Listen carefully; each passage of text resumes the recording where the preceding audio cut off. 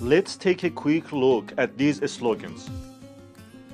These anti-war and equality slogans may sound very interesting at first glance, and you may say, what's wrong with them?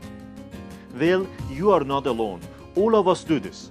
But the thing is, people living thousands of years before us, they all did the same thing.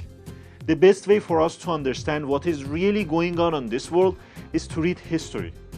Now I know you may start running away the moment that you hear about history.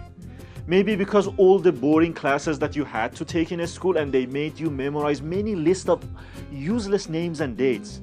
But that's not all to history. It's extremely important to understand the ideas behind events, why people did what they did, what motivated them, and what lessons we can learn from people who lived before us. Hey guys, welcome back to RAGWise. Today we are talking about Lessons of History by Durant. For those of you that are new to this channel, my name is Bahman. I am a PhD candidate at The Ohio State University, and I believe the wisdom of the world available in the books can transform your life in any value amount that you want. I make these book summaries so we can read and grow wise together. If you are new to this channel, please consider subscribing. Every time that I find a great book about history, biology, or any other school subject that perfectly explains many things that should be part of general education, I get a little mad. Why didn't we learn this in a school? Better late than never though. The lessons of history is absolute must read. There is a lot to be learned from 5,000 years of history. I've tried to jot down some of the most important lessons in this book summary, and here it is. The first lesson is, humans are unequal by nature, and fighting that would mean giving up freedom. Competition is something that's hardwired to our genes.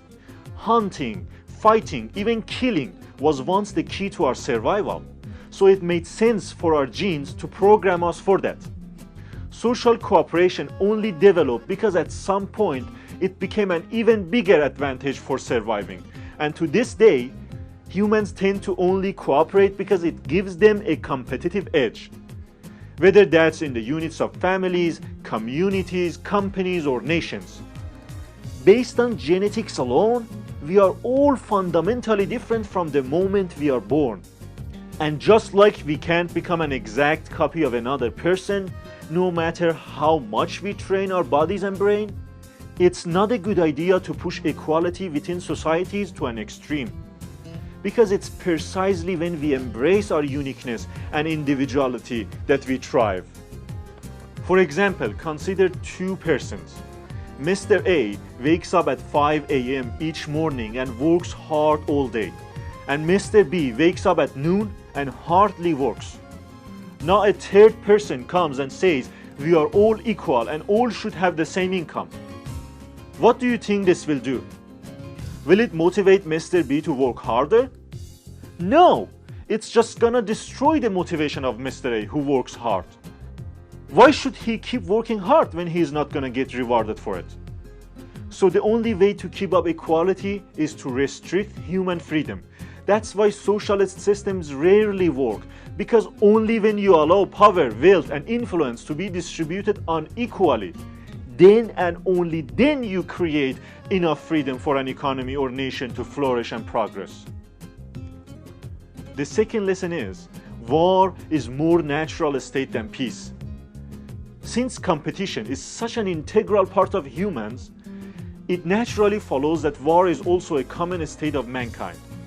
This is something that's not obvious and you might not want to hear it, but it's true. War is a constant in history. In the past 5,000 years, there have been only 260 years of no war. Less than 10%. The states and individuals have the need for survival. So when a state runs out of oil, land, or food, its natural next move is to go war with another state to battle for these resources. The only reason states unite is to fight off bigger threats, which rarely happens. This makes world peace unlikely, because all countries of the world would have to unite against a common enemy for this to happen. So unless aliens try to invade the earth, we'll have to accept that there'll always be some fighting in the world. The third lesson is the human evolution has been mainly a social one, not a biological one. Can you imagine living in the Middle Ages? You probably have only a vague idea of what that'll be look like, right? However, Durant says human nature hasn't changed all that much. Come to think about it, most of our evolution has been social, not biological. We still have the same basic desires to sleep, eat, reproduce. What has changed tremendously in the past 5,000 years are economics, politics, technology, and morals. But since all these things are indirectly linked to our biology, you could bring a baby from ancient Rome to 2020 and it'll grow up like a normal person. These cultural changes are a result of trial and error. Since the dawn of mankind, people have put forward ideas in various forms, some of which have sung to the hearts of millions of people, like the Christian religion or Facebook, while others have been discarded like the Nazi regime. So to sum it up, humans are unequal by nature, and fighting that would mean giving up freedom. War is a more natural state than peace, and human evolution has been mainly social. Also, make sure you like this video and subscribe to our channel. We will bring more life-changing book summaries to you, all for free. So subscribe and tune in. See you at the next video.